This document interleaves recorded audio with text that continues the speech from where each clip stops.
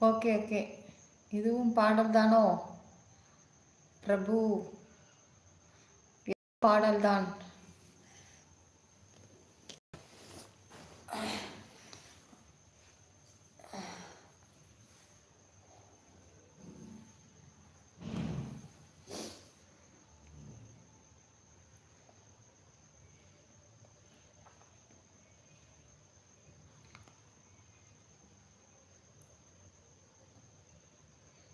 அன்பே இருவரும் பொறிநடையாக அமெரிக்காவை வலம் வருவோம்.